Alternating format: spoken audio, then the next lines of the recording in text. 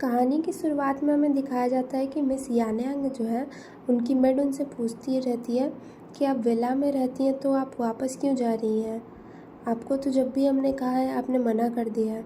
तो इस पर मिस यानिंग कहती है कि इस बार लेडी ने रिक्वेस्ट किया था घर आने के लिए, तो मैं उन्हें मना नहीं कर सकती क्योंकि आज उनका 60वां जन्मदिन है। तो इस पर उनकी जो मेड होती है वो पूछती है कि क्या आप इस बार वहीं रह जाएंगी। तो इस पे जो मिस यान्यांग रहती हैं वो बोलती हैं कि नहीं, मैं जन्मदिन ख़त्म होते ही वापस अपने विला लौट जाऊंगी। तो इस पे जो उनकी मेड रहती है वो बोलती है कि आप तो लेडी की ग्रैंड डॉटर है ना, तो फिर आप वहाँ रहना क्यों नहीं चाहती हैं। तो जो मिस यान्यांग है वो कहती है कि वहाँ के लोग बिल्कुल भी अच्छे नहीं हैं, बिल्कुल भी सिंसियर नहीं हैं। और तभी हम लोग को फ्लैशबैक में दिखाया जाता है कि जब मिस यान्यांग छोटी रहती हैं तो वो पेड़ पे चढ़ी रहती हैं और तभी वो देखती है कि सारा सामान कोई उनका लेकर के कहीं जा रहा है। तो वो नीचे उतर के आती है और वो सबसे अपना सामान रखने के लिए बोलने लगती है, लेकिन कोई उनकी बात नहीं सुनता है। फिर वहाँ पे कंक्यूबाइन आ जाती है, तो वो उनसे बोलती है कि मेरा सामान क्यों ले जाया जा रहा है। तो वो उनसे बोलती है कि दादी की तबीयत ख़राब है, तो यहाँ पे जो पेड़ है उसको काट करके पॉन्ड बनाया जाएगा। तो जिस पे जो हमारी फ़ीमेल लीड रहती है वो गुस्सा आ जाती है और वहाँ से वो दौड़ के जाने लगती है। और तभी हमको जो कंक्यूबाइन रहती है उनकी चीख की आवाज़ सुनाई देती है। उसके बाद हमें दिखाया जाता है कि जो कंक्यूबाइन रहती है वो एक्चुअली प्रेग्नेंट रहती है और उनका मिसगैरेज हो जाता है। और इस मिसगैरेज का जिम्मेदार हमारी फ़ीमेल लीड को माना जा रहा है। जो उनके फादर है वो उनको बोल रहे हैं कि तुम अपना गलती मान लो। तो फीमेल लीड के फादर उनको सज़ा देते हैं कि नहीं, तुम जाओ बाहर नील करके बैठो और सोचो अपने गलती के ऊपर। तो वो बाहर जाके बैठी रहती हैं। तो जो फीमेल लीड की दादी माँ रहती हैं जिसकी लेडी के बर्थडे पर वो वापस जा रही है, वो क्या है कि उसको बाहर भेज देती है विला में दूसरी जगह रहने के लिए। तो ये हमारी फ़ीमेल लीड जो है अभी प्रेजेंट में बता रही है कि वो उनकी दादी ही थी जो उसके बारे में सोचती थी, जो उसको बाहर भेज दी, वरना विला में उनके साथ क्या क्या होता वो खुद को नहीं जानती हैं। तभी ये सब बात होते ही रहता है कि मिस यान्यांग का पालकी जो रहता है जिस पे वो आ रही होती है वो रुक जाता है और बोला जाता है कि बाहर कोई आदमी बेहोश है।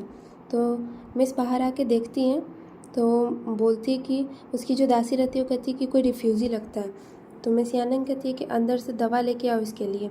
तभी मिस यान्यांग का नज़र उसके हाथ पे पड़ता है और मिस यान्यांग बोलती है कि रुको, मैं पालकी में से दवा लेके आती हूँ। तभी वो जो आदमी जो बेहोश पड़ा रहता है वो उठता है और चाकू लेके मिस यान्यांग को अगवा कर लेता है और बोलता है कि चुपचाप यहाँ खड़ा रहो वरना मैं तुम्हें मार दूँगा। और तभी यहाँ पे एंट्री होती है हमारी मेन लीड की। मेन लीड वहाँ पे अपने ग्रुप के साथ आता है और बोलता है कि उसे छोड़ दो वरना तुम्हारे लिए अच्छा नहीं होगा। तो वो जो रिफ्यूज़ी रहता है, जो अगवा के रहता है, वो बोलता है मैं नहीं छोड़ूंगा। तभी सोल्जर्स उसकी तरफ तीर कर देते हैं और उसकी तरफ अपनी एरो को छोड़ देते हैं।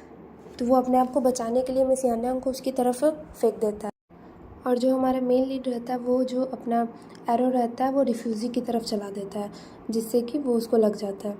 लेकिन फिर भी वो अपने जान बचा के भाग जाता है जब तक हमारा मेन लीड मिस यान्यांग को संभालता है। और फिर वो मिस यान्यांग को छोड़ के रिफ्यूज़ी के पीछा करने लगता है। कुछ दूर जा कर के वो उससे दूर निकल जाता है तो झाड़ियों में से उसको देखने लगता है और बोलता है कि मैं अपने मास्टर का नाम क्लियर करके रहूँगा, उन्होंने कुछ गलत नहीं किया है। फिर हमें दिखाया जाता है कि जो लेडी हैं उनके बर्थडे की तैयारी हो रही है, सभी आ रहे हैं गेस्ट लोग वहाँ पे और सभी उन लोगों का स्वागत कर रहे हैं। तभी हमारी फ़ीमेल लीड वहाँ पे पहुँचती है मिस यान्यांग और फिर वो अपनी दादी माँ को बर्थडे विश करती हैं। फिर बर्थडे विश के साथ ही वो जो गिफ्ट लाई होती हैं वो अपनी दादी माँ को देती हैं। तो पहला गिफ्ट जब वो पेश करती हैं तो वो कहती हैं कि ये आपकी खुशहाली के लिए ही। वो पेपर पे जो डिज़ाइन रहता है वो खुद कट करके बनाती है जिसके लिए उनकी बहुत तारीफ़ होती है। फिर वो कहती है कि दादी माँ मेरे पास आपके लिए एक और गिफ्ट है। फिर दूसरा गिफ्ट खोला जाता है जिसमें बहुत ही सुंदर पेंटिंग होती है और वो पेंटिंग बिल्कुल उनके दादाजी की तरह है। और वो पेंटिंग जो होती है वो दादी माँ के 60 उम्र में जितने मतलब अच्छे अच्छे अचीवमेंट्स रहते हैं उन सभी का कंपाइलेशन होता है एक।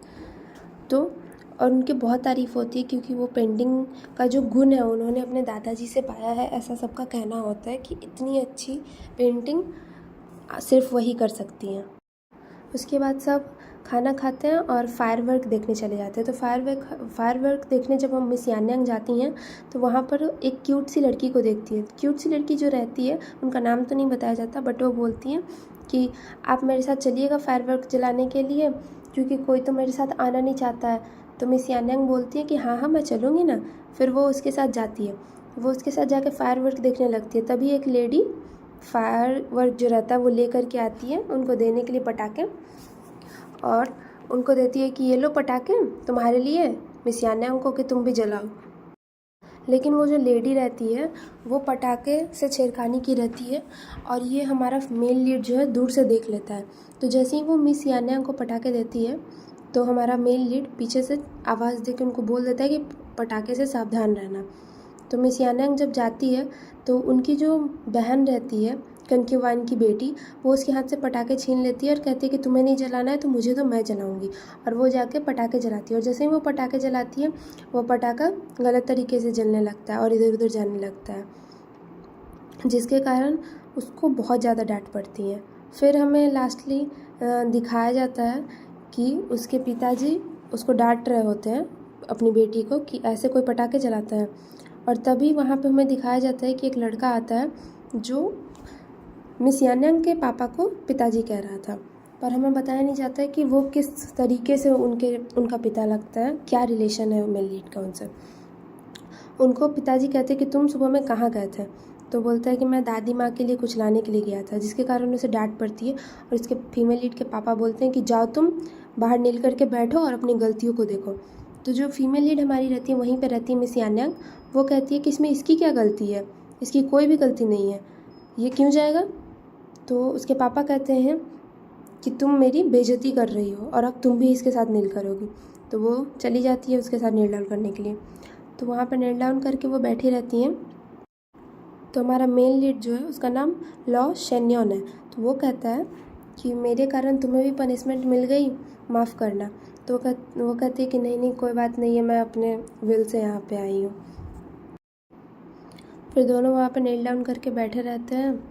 तो फिर बहुत देर के बाद फीमेल लीड एक पिलो वहाँ से निकालती बोलती है कि इस पे पैर रख के बैठो तो दर्द कम होगा। तो जैसे pillow female lead male lead को देती है तो देखती है कि उसके हाथ पे कुछ कट का निशान रहता है। तब उसे याद आता है फ्लैशबैक में कि जो शोल्डर उसको बताया था उसके भी हाथ पे सेम कट था। तो फिर वो पूछती है कि ये कट कैसे आया। तो जो हमारा शेन्योन रहता है वो बोलता है कि ये बहुत पुराना चोट है, अभी भी दिक्कत होती है इसे काम करने में। तो बोलती है अच्छा ठीक है। फीमेल लीड हमारी मन में सोचती है कि मैं कुछ ज़्यादा ही सोच रही हूँ, कुछ भी। फिर हमको दिखाया जाता है कि जो इनके पापा मम्मी हैं फीमेल लीड के, वो दोनों मिस यान्यांग की शादी की बात कर रहे होते हैं। और फिर हमें लास्टली दिखाया जाता है कि सुबह का टाइम है और जो हमारी फीमेल लीड है उनको नील करते करते नींद आ गई है, और हमारे मेल लीड का जो कपड़ा है उनके ऊपर ढका हुआ है कि ताकि उनको ठंड न लगे। और इसी के साथ हमारी फर्स्ट एपिसोड की स्टोरी ख़त्म हो जाती है। Thanks for watching. अगर आपको नेक्स्ट एपिसोड की डबिंग चाहिए तो नीचे कमेंट करके बता देना, मैं नेक्स्ट टाइम पोस्ट कर दूँगी। Thank you so much, bye bye, love you all.